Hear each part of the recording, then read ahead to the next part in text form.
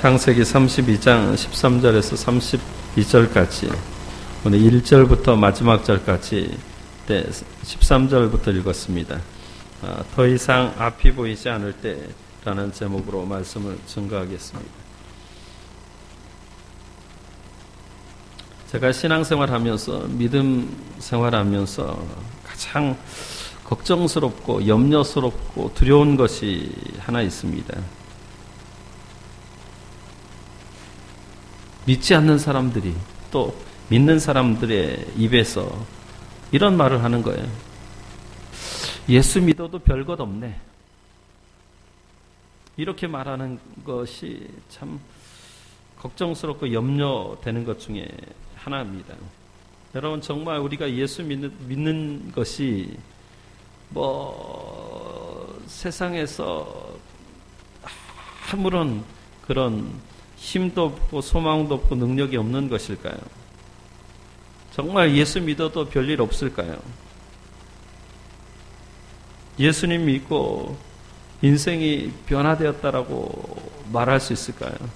여러분, 예수 믿고 인생이 지금 변화되어 가고 있습니까? 아니면 예수 믿고 교회 다니고 나서부터 인생이 더 꼬이기 시작하고 잘 안 풀리기 시작했습니까? 흔히 사람들은 이렇게 생각을 합니다. 예수 믿으면 모든 것이 잘 된다고 생각을 해요. 왜? 그냥 그것을 세상적인 복으로 이해하기 때문에 그렇습니다. 사실은 예수 믿으면 잘 되는 것이 그게 정상이에요. 예수 믿으면 이미 복받은 인생이에요. 이미 천국 영생을 이 땅에서 누리고 있는 거예요. 뉘라서 천국에 갈 수 있고 뉘라서 영생을 누릴 수 있는, 누구들 죽지 않고 살 수 있다, 영생 불사할 수 있다. 이거 기적이에요. 근데 세상에 살다 보면 원치 않게 또 일이 잘 안 풀릴 수도 있어요. 예수 믿어도 정말 신실하게 믿는 사람들 가운데 인생이 꼬이고 정말 고난이 찾아오고 또 사업이 망하고 자녀들이 잘못된 길로 빠지고 예수 안 믿고 정말 우리 개국 콘서트에 그러더라고요. 보니까 음란마귀 같은 놈아, 음란마귀 같은 그런 짓을 하는 경우도 있어요. 여러분, 예수 믿는데 왜 인생이 잘 안 풀릴까요?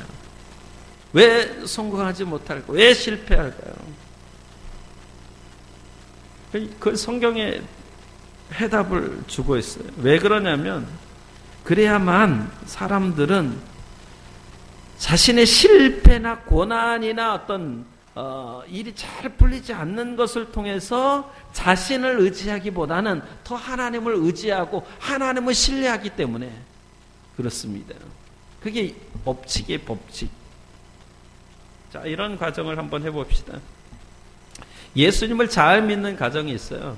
예수님을 잘 믿는 가정을 흔히 뭐라고 얘기해요? 독실한 기독교 가정이라고 해요. 독실이 뭔가 제가 찾아봤는데, 독실하다라는 것은 우리말에 진실하고 정성스러우며 극진하다 할 때 독실이라고 얘기해요.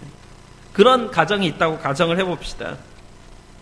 그런데 이 독실한 가정에는 보통 남편과 아내 중에 누가 더 열심히 신앙생활 할까요?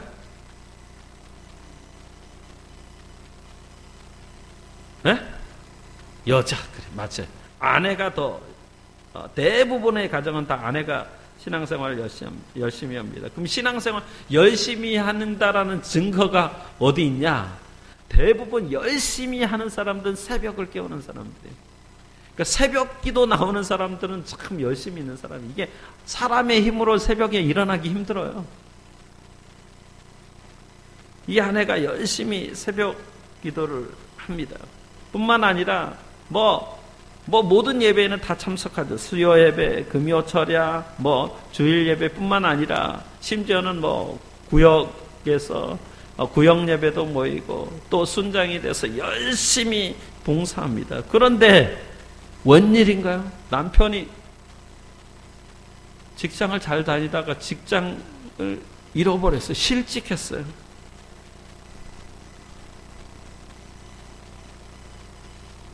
그 집안에는 아들이 둘 있는데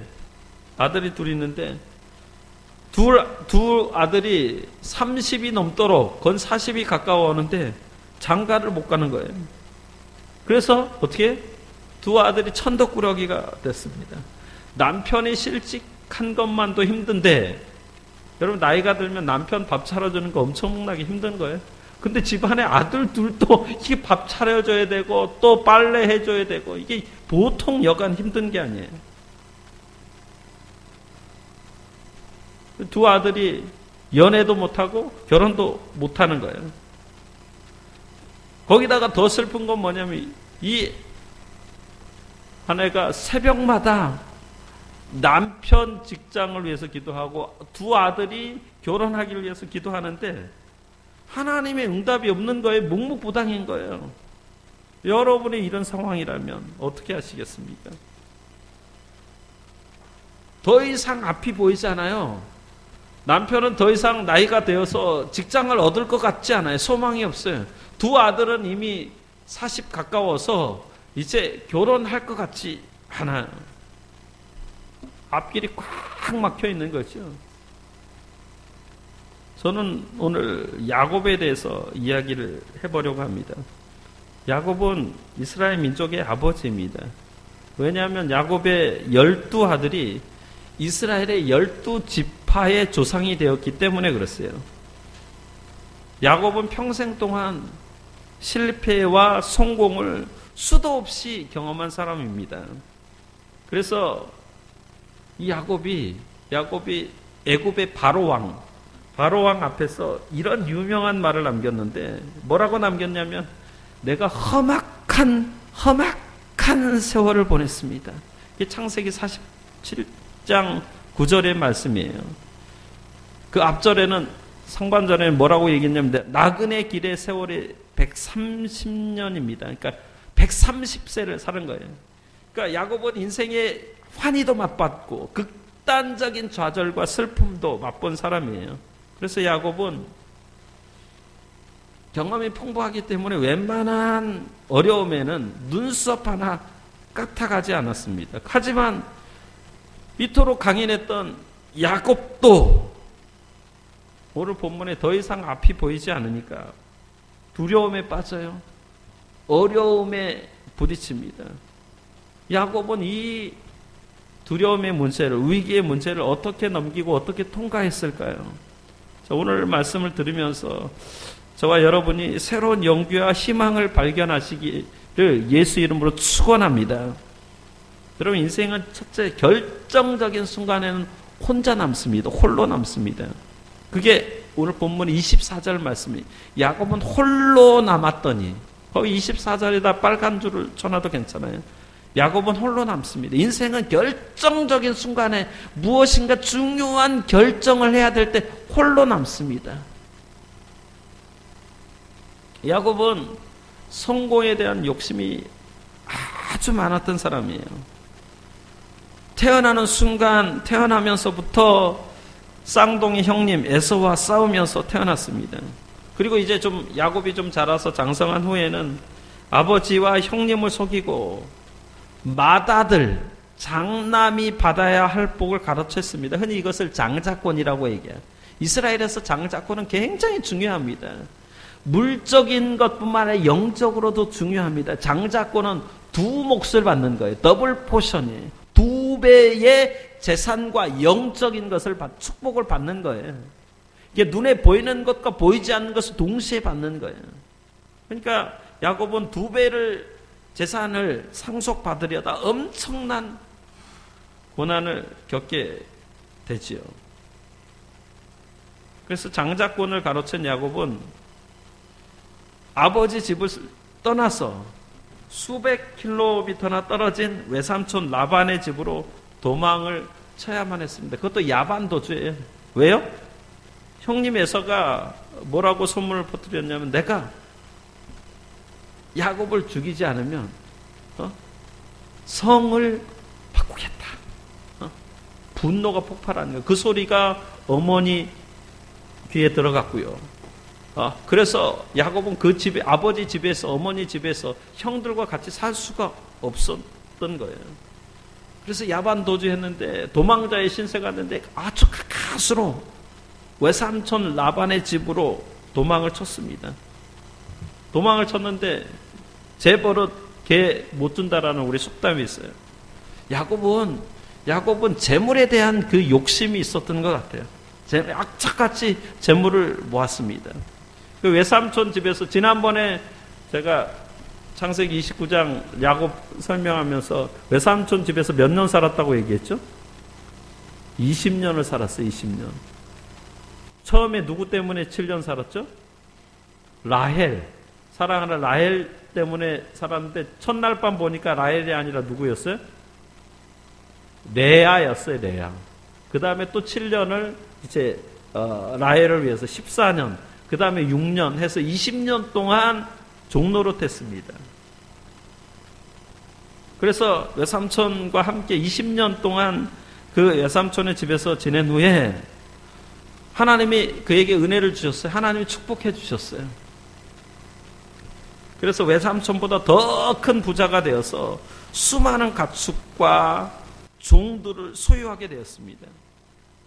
그리고 외삼촌이 두 딸을 아내로 맞았어요. 누구하고 누구? 라헬과 레아를 두 딸로 맞이하고 첩도 2명을 얻었습니다. 그 4사람으로부터 아들 11명, 오늘 본문에 보니까 딸 1명, 12명을 얻었습니다. 근데 막상 부자가 되고 나니 외삼촌이자 장인어른이었던 라반이 야곱을 시기합니다. 심지어 라반이, 외삼촌이자 장인어른이 야곱을 죽이려고까지 합니다. 살기를 느끼게 되었습니다. 왜요? 재산이 많아지니까.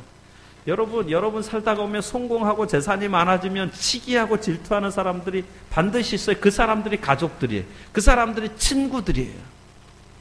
잘 되면 박수 쳐주고 잘 됐다. 너 잘 된 게 너무나 감사하다 해야 되는데 사람들이 이게 꼬여 있어요. 왜? 죄성이 있기 때문에. 잘 되면 배 아파. 형제들도 잘 되면 배 아파해요.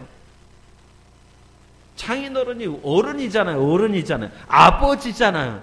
그런데 딸의 남편, 그럼 자기로 하면 사위가 잘 됐으니까 얼마나 좋은 거예요. 그렇지 않은 거예요. 시기합니다. 그래서 야곱은 무서워서 20년 전에 아버지 집을 도망쳐 나온 것처럼 또다시 몰래 처갓집에서 도망쳐 나옵니다. 야반 도주를 한 거예요. 그래서 우여곡절 끝에 이제 부모님이 기다리는, 어머니는 돌아가셨어요. 이미 어머니는 돌아가셨고 아버지만 계시는 그 곳에, 고향 가나안의 접경지대에 도착한 거예요. 가나안의 길목에 다 다다랐습니다. 그런데 20년 전에 자신을 죽이려 했던 사람이 누구예요? 에서. 형님 에서를 만날 만한, 얼굴을 보고자 용기가 안 난 거예요. 왜? 20년 전에 죽이려고 했는데 20년이라는 시간이 흘렀잖아요. 형과 동생의 사이, 예를 들면 하민이와 지민이의 사이였어요. 20년이 흘렀으면 좀 용서할 만한 그런 시간이 되었잖아요. 서로 감정의 이런 복잡한 그런 골짜기가 좀 메워졌잖아요.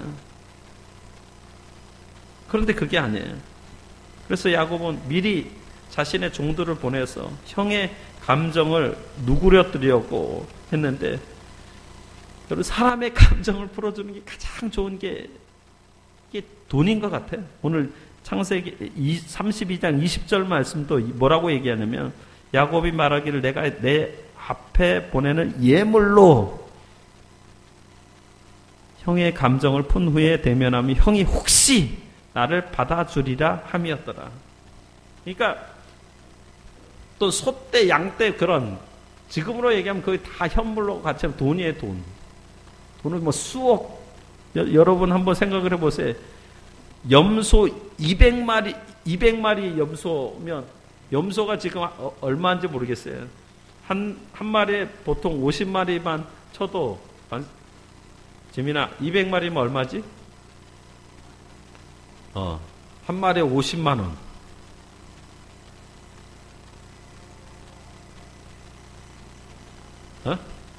1억인가? 그 1억이죠. 그 다음에 순염소가 20, 암양이 200, 순양이 20. 뭐 수십억 되는 것 같아. 하여튼 수십억을 지금 바친 거예요. 그리고 또 뭐라고 얘기해? 야곱이 자신의 종들에게 에서를 주인으로 모셔라. 주인.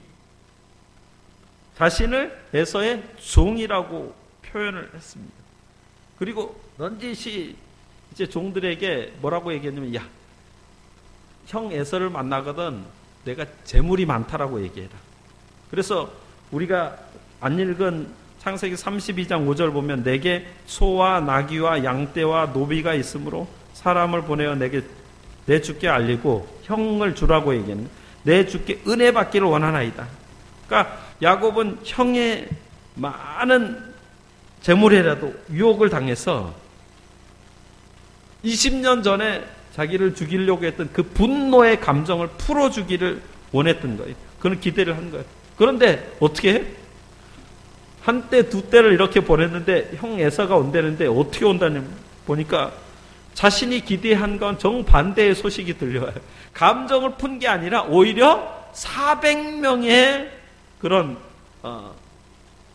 병사들 데리고 온다는 거예요. 오늘 창세기 32장 6절을 보니까, 우리가 주인의 형 에서에게 이른즉 그가 400명을 거느리고 주인을 만나러 오더이다. 이 말은 무슨 말이냐면, 그 당시 400명은 전쟁이에요. 전쟁. 형과 동생이 만나는데, 여러분 누가 형과 동생이 만나는데 한민이가 오랜만에 지민 20년 만에 만나는데 400명 데리고 가? 이건 너 전쟁, 너 죽이겠다는 거예요. 너 살아서 난 더 이상 살 가치가, 너 죽이겠다. 한 명도 아니에요. 10명도 아니에요. 400명 데리고. 야곱의 마음에 어떻게 심장이 멈추고 간이 떨어질 만한 그런 상황인 거예요. 형 에서가 20년 전에 그런 어떤 분노, 원한의 그런 감정이 가라앉기는커녕 오히려 화라산처럼, 일본에 화산 터지는 거 봤잖아요. 그게 지금 터져버린 거예요. 그 산이 터지니까 어마어마하게 많은 사람들이 죽었어요. 호흡도 못하고 심장이 정지되고 그렇게 죽은 거예요. 그렇게 야곱을 지금 기다리고 있는 거예요. 너 오기만 해봐. 어떻게? 400명으로 짝대기로 그냥 때려서 죽이겠다는 거예요. 이제 야곱은 어떤 상황이냐면, 지금 앞으로 갈 수도 없고 뒤로 갈 수도 없고 진퇴양난의 상황이 된 거예요. 기껏 외삼촌 라반, 그 다음에 장인어른 라반에게 도망쳐 나왔는데, 처갓집에서 도망쳐 나왔는데, 처갓집으로 돌아갈 수 있어요? 없어요? 돌아갈 수도 없고, 그렇다고 죽을 것 뻔히 아는 그 고향으로 또 갈 수 없는 그런 상황이 된 거예요. 그래서 결국 야곱은 그 가나안 입구에서 깊은 시름에 빠지게 돼, 고민에 빠지게 돼. 오늘 성경은 그래서 두려워하는 상황이에요. 그 야곱의 그런 마음을 잘 대변해주는 말씀이 성경 구절에 있는데, 창세기 32장 7절 말씀이에요. 뭐라고 했냐? 야곱이 심히 두렵고 답답하여. 심히 두렵고 답답하여. 성경 기자가 이 두렵다는 말을 여러 번 써요. 11절에도 내가 그를 두려워하면, 그러니까 죽을까 두려운 거예요. 야곱의 입장에서는 야곱은 해볼 건 다 해본 거예요. 인간적인 노력이 지금 끝난 거예요. 야곱에 더 이상 그 손에 쓸 카드가 없는 거예요. 왜 종을 먼저 선발대로 보내봤잖아요. 은근히 뭘 자랑했어요? 재물이 많다라는 것도 자랑해봤어요. 돈질도 해봤어요. 그리고 자신의 모든 소유를 있잖아요. 두 때로 나눠서 한 때가 먼저 보고 그걸 취하면 그 다음에 두 때 이렇게 그래서 재산을 나눠서 분산해서 보내기도 해봤어요. 그리고 하나님 앞에 그리고 기도하니까, 하나님, 형 에서가 내 종들이 보낸 그런 재물을 보고 마음이 누그러지고 분노가 가라앉기를 원합니다. 근데 어떻게? 마음이 누그러지지 않는 거예요.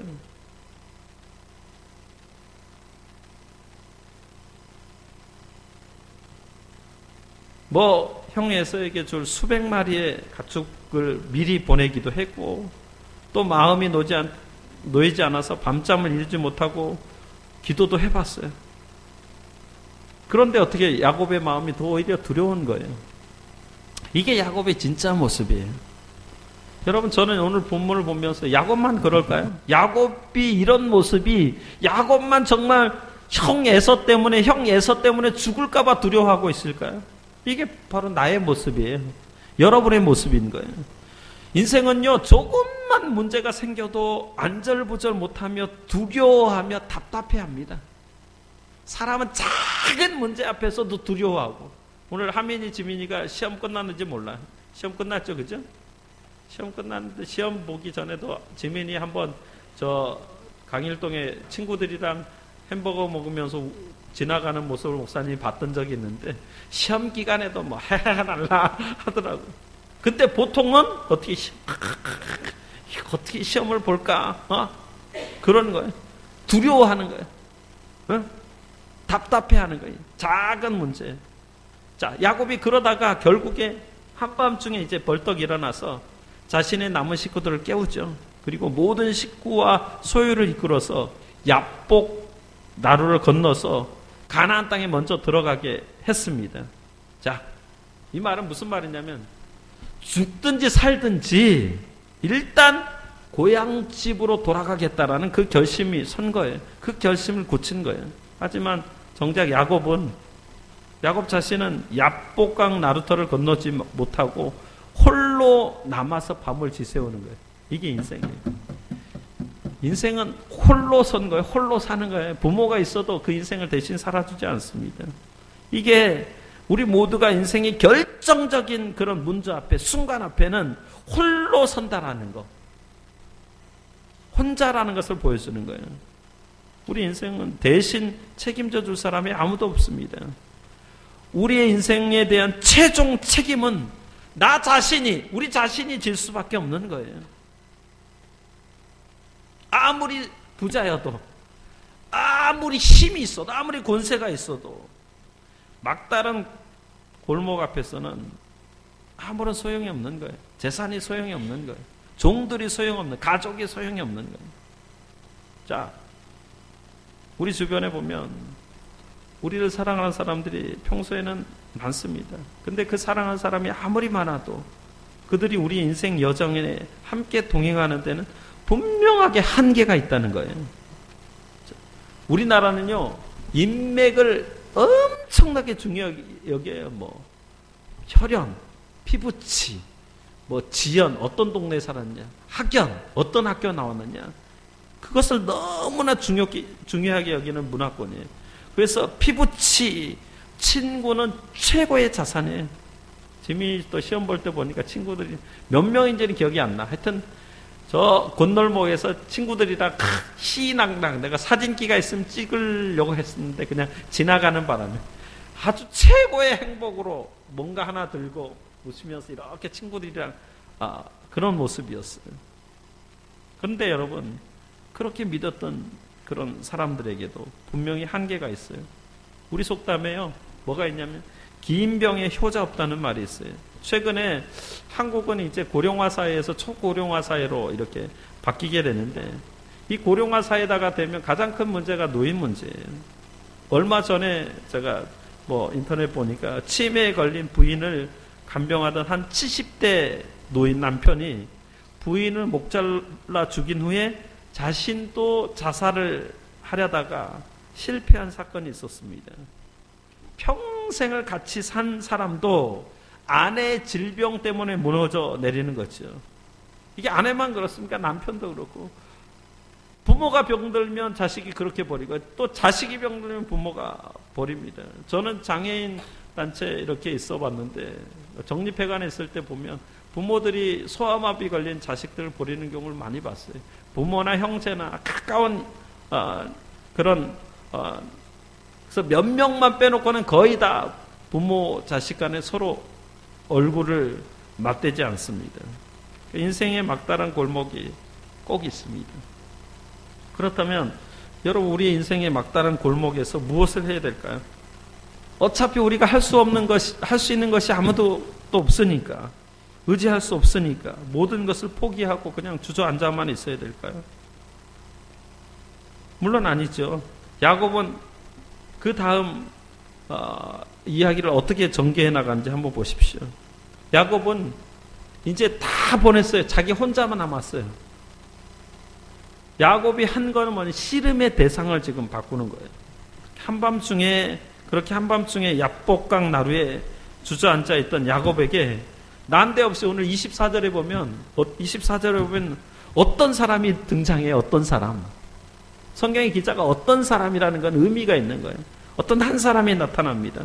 그리고 그 한 사람이 밤새 야곱과 엎치락 뒤치락 하면서 씨름을 하다가 이제 동이 터오는 거예요. 그러자 이 한 사람이, 어떤 사람이 야곱의 다리, 고관절, 여기 오른 고관절, 엉덩이 관절을 공격했는데 그 결과 야곱의 한쪽 그 엉덩이 관절, 다리가 탈골됩니다. 그래서 야곱은 더 이상 제대로 걸을 수가 없어요. 그런데도 야곱은 이상하게 이 사람을 끝까지 놓지 않고 물고 늘어졌습니다. 그러자 이제 그 야곱이 붙잡고 있는 사람이 사정하기 시작합니다. 야, 그만하면 됐다. 이제 피곤하다. 날이 샜잖냐. 그만 놔둬라. 그런데 야곱이 뜻밖의 말을 합니다. 오늘 26절 말씀 보면 당신이 내게 축복하지 아니하면 가게 하지 아니하겠나이다. 그러니까 삿발을 놔주지 않겠다. 옷을 놔주지 않겠다. 허루침을 지금 잡고 있는 거예요. 내게 축복해 주십시오. 나 축복해 주지 않으면 나 이거 놓지 않겠습니다. 참, 어떤 사람이 얼마나 피곤하겠어요. 영문도 모른 채 지금 붙들려가지고 당한 것도 서러운데 자신에게 그토록 고통을 준 사람에게 축복해 달라는 게 도대체 물에 빠진 사람 건져줬더니 지금 보따리 내놓으라는 격이에요. 저는 이 상황을 보면서 야곱의 상황이 그만큼 지금 절박했다. 아무도 없는 거예요. 야곱의 주변에 홀로 남았기 때문에. 얼마나 상황이 절박했으면 초면인 사람에게 자신을 축복해달라. 축복하지 않으면 나 보내주지 않겠다 그러겠어요. 이게 야곱의 마음이에요. 야곱은 마치 이 사람이 하나님이었으면 좋겠다고 그렇게 믿고 생각한 거예요. 제가 지난 몇 주 전에 주일날 새벽이었던 것 같아요. 꿈을 꿨습니다. 꿈을 꿨는데 꿈속에 얼마나 행복한 꿈을 꿨냐면 제가 어떤 교회 갔는데 너무나 큰 교회, 사람들이 아주 너무 많았어요. 근데 제가 그 교회 담임 목사가 된 거예요. 사람들이 어찌나 좋아하든지. 근데 저는 교회가 우리 송도교회가 있잖아요. 그렇죠? 그날이 수요일 날이었어요. 우리 송도교회 와서 설교를 해야 되는데 그 사람들이 막 붙잡고 안 놔주는 거예요. 안 놔주, 심지어는 목사님 너무 좋다 하면서 근데 신발을 숨겨버렸어요. 신발을 숨겨가지고 교회에 가야 되는데 가지 못하는 거예요.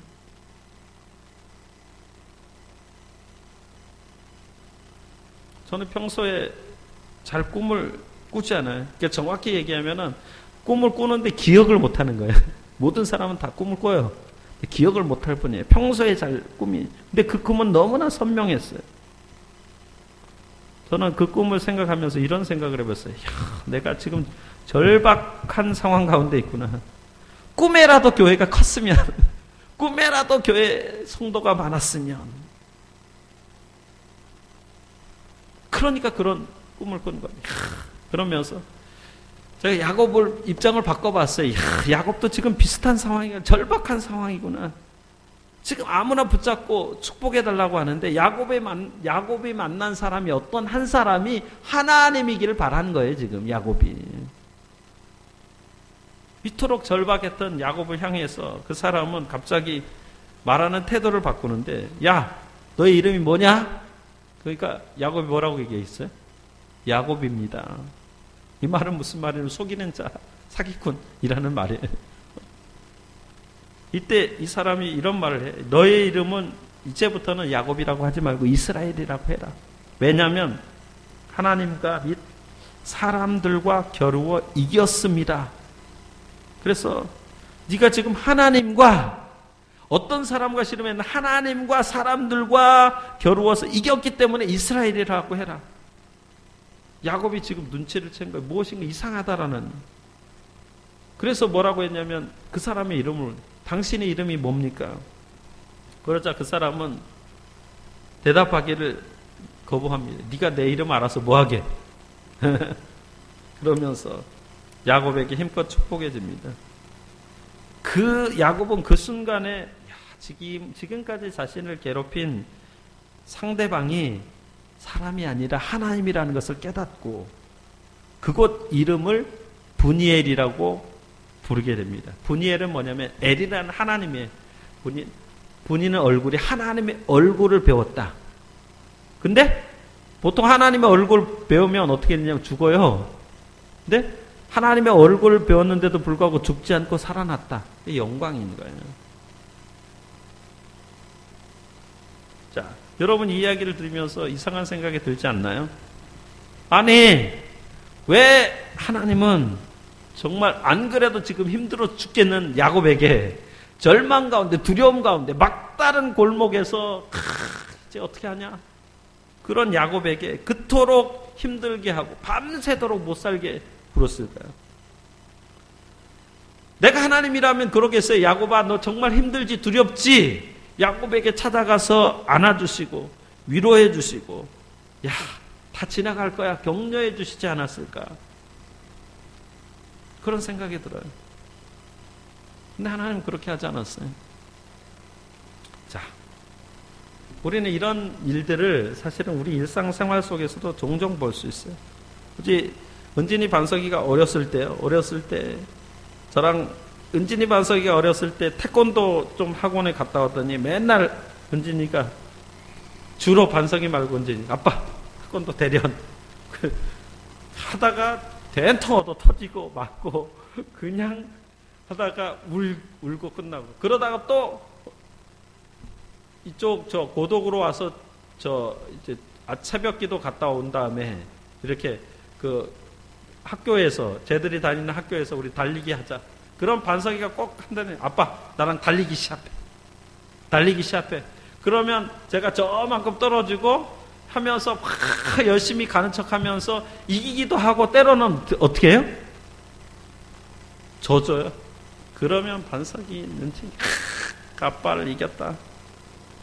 뭐 달리기만 그러겠어요. 모든 것에 저기 하면 주로 이겼다. 승리감에 도취해 있는 거지. 자, 아버지 입장에서는 사실은 지금은 이제 반석이랑 달리기 하면은 내가 질 수도 있어요. 근데 어렸을 때는 상대도 안 되는 아들이고 딸이지만 그냥 상대를 해주는 거예요. 달려주는 거예요. 팔씨름 하면 져주는 거예요. 은진이한테도 그런 적이 있어요. 그것도 매우 진지한 표정으로 최선을 다하고 열심히 뛰는 것처럼 힘을 들인 것처럼 하면서 표정을 하면서 연기를 하면서 져주죠. 그리고 아들에게 딸에게 이제 아빠는 더 이상 실력이 안 된다. 더 이상 힘이 없다. 네가 이겼다. 그렇게 져줍니다. 그러면 아버지를 이긴 아들과 딸은 승리감과 성취감에 힘껏 도취되어서 마치 올림픽 금메달이라 딴 것처럼 야, 내가 아빠를 이겼다 자랑스러워하는 거죠. 그러면서 엄마한테 아빠 이겼다 라고 얘기하는 것이죠. 자, 여기서 중요한 건 뭐냐면 아빠가 어린 자녀들에게 진 거예요? 아니면 져준 거예요? 지민이는 고개를 흔드는데 너 아빠랑 너 탁구 시합 해봐. 져준 거예요. 져준 거. 아버지가 힘과 능력이 모자라서 진 것이 아니라 아들에게 딸에게 용기와 힘을 주기 위해서 일부러 져준 거예요. 그것이 아버지나 나이 어린 아들이나 딸을 격려하는 최고의 방법이에요. 아버지를 이겨본 아들이나 딸은 그 후에 세상을 두려워하지 않고 자신 있게 도전할 수 있게 됩니다. 자, 야곱의 이 야복나루, 야복강의 씨름 사건도 이와 비슷한 거예요. 하나님께서 힘과 능력이 부족하셔서 밤새도록 야곱과 낑낑대며 씨름한 게 아니라는 거예요. 이 씨름의 승패를 떠나서 분이엘 사건 이후 야곱에는 엄청난 무용담이, 자랑거리가 생긴 거예요. 야, 가족들 앞에 나 하나님과 싸워서 겨뤄서 이겨봤다. 나 하나님과 씨름해서 이겨봤다. 그런 야곱은 더 이상 무엇에 대해서도 두려워하지 않는 거죠. 이 사건 이후에 야곱은 자신보다 먼저 야복강 나루터를 건너게 만들었던 식구들을 앞장서는, 이제 먼저 보내놓고 이제 형 에서가 오는데 이제 나중에는 더 앞장서요. 그런 용감한 사람으로 변화되었습니다.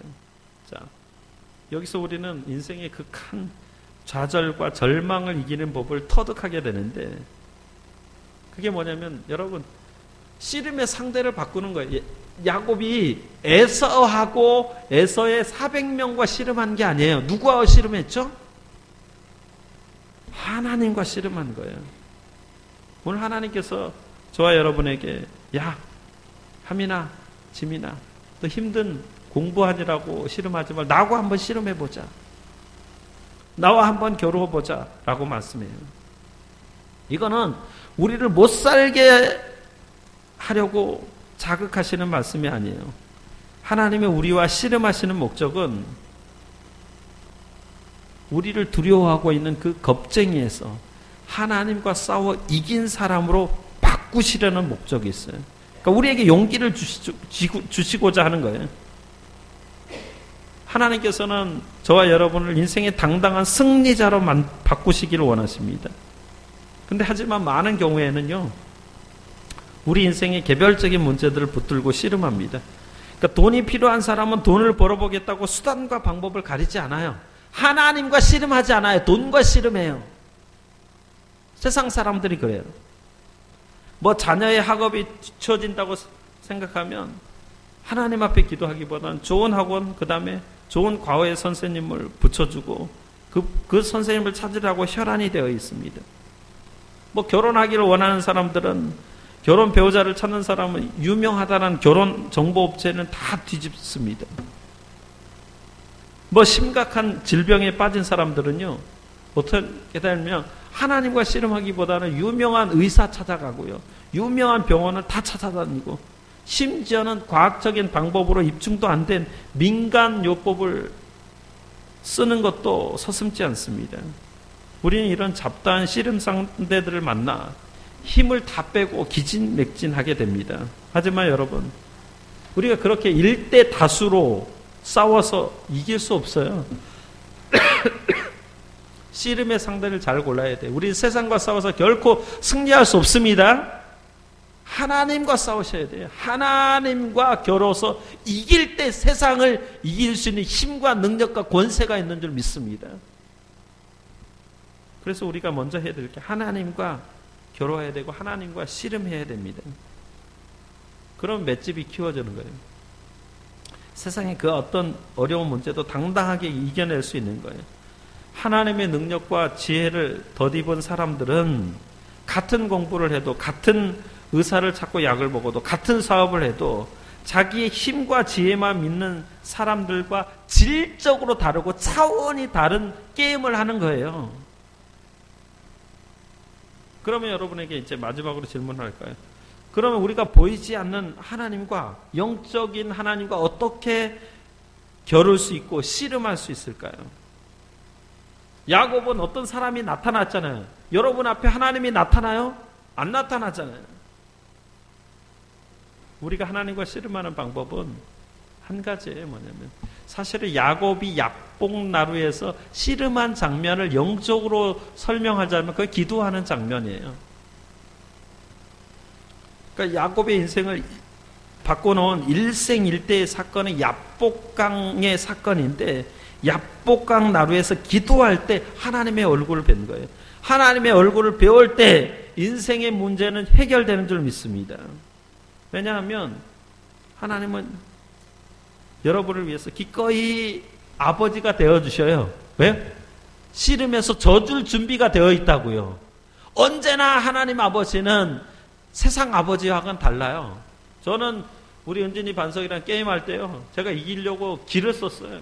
미국에 가서 구루마볼 그 게임이 뭐지? 루미큐브 거기 가서 비싸게 주고 사왔는데 게임하는 첫날 게임기를 다 부셔야만 했습니다. 왜냐? 내가 이겨야 됐기 때문에. 또 은진이 반석이도 지들이 이겨야 됐기 때문에. 근데 하나님 아버지는 절대 이기려고 안 해요. 여러분 앞에 져주기를 항상 기뻐하는 줄 믿습니다. 저도 지금은 우리 반석이가 가끔 그 아빠의 그런 화를 돋구는 말을 해요. 어떤 말이냐면 왜요? 왜요? 하면 그냥 주먹이 확 나오고 싶은데 그냥 가만히 내버려둬요. 지민이나 아빠한테 왜요? 하면 맞아 죽지, 그지? 근데 가끔 왜요? 하면 그냥 내버려둬요. 져줘요. 왜 그럴까요?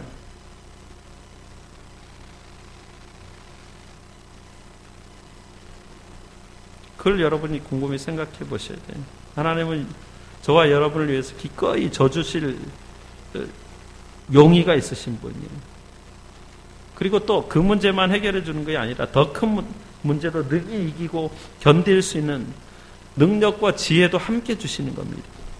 그러므로 기억하십시오. 더 이상 앞이 보이지 않을 때 여러분이 할 수 있는 최선의 길은 뭐냐? 하나님 앞에 인내로 기도하는 거예요.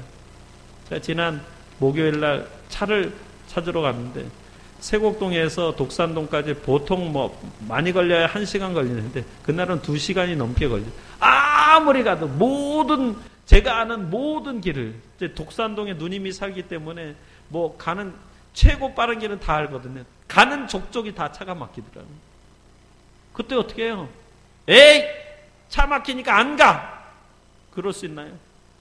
앞이 깜깜하니까 나 그냥 안 갈래. 그럴 수 있나요? 앞이 보이지 않을 때, 길이 없을 때, 그때도 참고 인내하며 기도하며 승리할 수 있는 저와 여러분들 되시기를 예수 이름으로 축원합니다. 기도하겠습니다.